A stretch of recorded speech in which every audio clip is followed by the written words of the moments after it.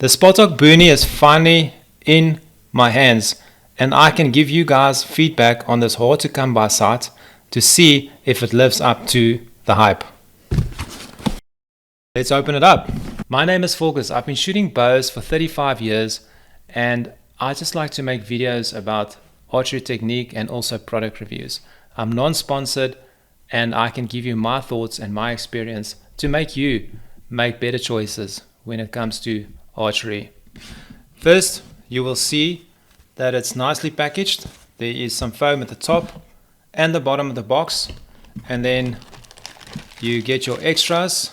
You will get a nice little note in here that says, "Thank you for choosing Spot Hogg.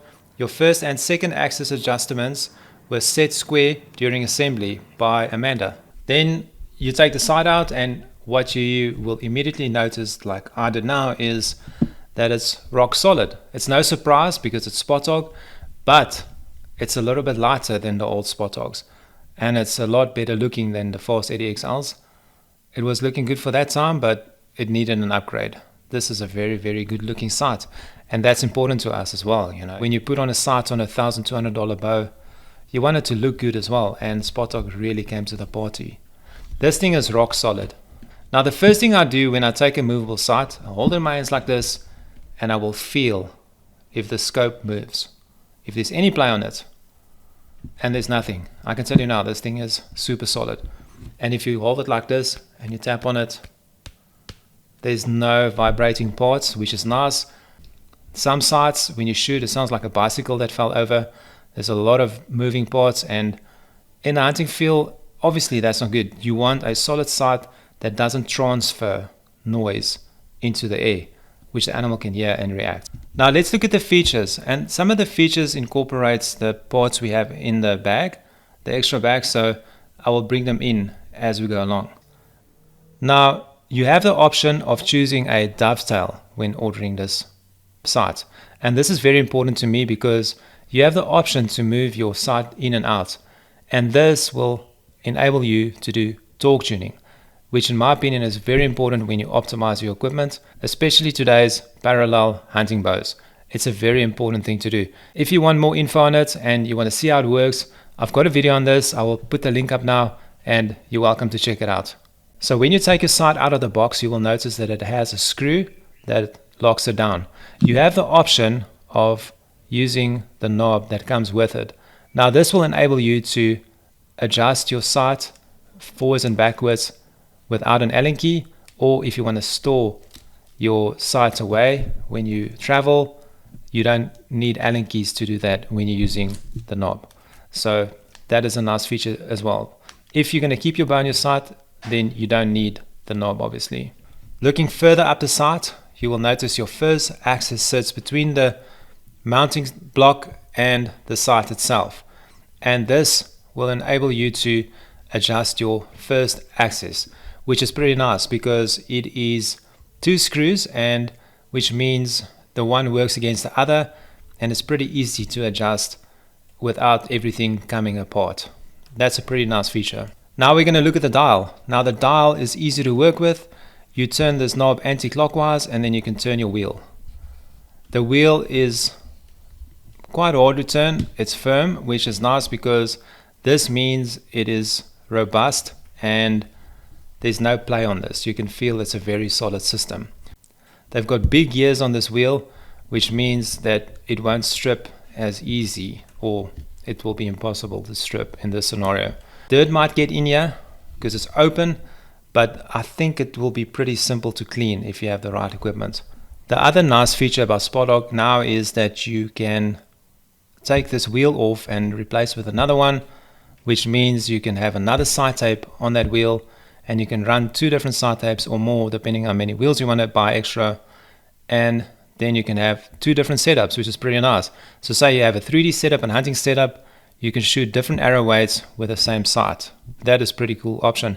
Or if you come to Africa and you're going to hunt plains game and buffalo, for instance, you can have light arrows and heavy arrows and have the same sight with one bow, which is pretty nice.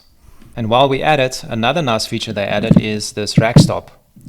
This is going to fit on the rail at the top, and what you're going to do is you're going to zero your bow on 20, and then you're going to push that all the way down onto the body wherever it ends on 20, and then you're going to lock it down, and this will enable you to always go back to 20 without even looking. So for instance, if you're hunting elk and you've got your sight set on 50 and they run all the way to 20, it will only take you a second without looking to slam it back to 20, and you will feel that it will stop there, and then you're going to know there's a positive lock, and you're going to know it's on 20. That's a very nice feature, especially in hunting. Things happen quickly and you don't always want to look down to adjust stuff. So that is a very nice feature that they added. And this particular model has 2 indicator pins because this is a double pin, which we'll go through now when we get to the scope. Let's look at the other adjustments it has. Now your micro adjustment will be, you unlock that lever and then you will be able to adjust your micro adjustment on your windage, left and right. It even tells you right and then left. It's a 0.03 click per click of an inch, which is pretty small, and it's more than enough for hunting. And then the clicks are not as on a premium target sight, but you don't need that. This is a hunting sight after all. I'll put the sight at the mic and then turn it so that you can hear. So it is there, and it's good enough, it's audible and it's feelable, and it turns at 0.03. And then when you lock it down again, this thing is solid and it's not going anywhere. Now let's look at your third axis adjustment. That runs on a half moon, and that is pretty self-explanatory, and it's easy. You will turn the one and you will turn in the other one, and the system they use is the one works against the other one, so you can't really lose your position, which is pretty nice. And then at the bottom here, you can adjust your scope in and out to get your micro adjustment back in the middle, or as far as possible into the middle. Or if you're shooting a broad riser bow like the sequels, you will be able to adjust it all the way without running into windage problems. Now let's look at the scope. The ring that comes with it, standard, is that big distinctive Spot Hogg sight ring. This will enable you to use a big peep sight, and also helps you to align your peep sight to your sight, which is very visible and is very nice when the conditions are a little bit off, and you can even shoot a little bit bigger peep that might be better suited for hunting. Now it does come with another ring. You will add this if you prefer a smaller scope. There we go, and it will just be like that, and now it is a completely different look. If you want to shoot a lens, you're going to get a lens with the right size, or a Spot Hogg standard lens, and then you're going to have to just lay it in there and just tighten it up with a scope. Pretty easy. Your bubble is nice and easy to see. Your pins are super bright. Your fiber optics are pretty tight in there. There's no loose fibers, which will create noise, which is bad, as we know. And you've got an option here to add a light if you run out of brightness. Now the pin shape is pretty good. It's very robust. It's not as flimsy as most side pins. This thing will take quite a lot of resistance before it bends.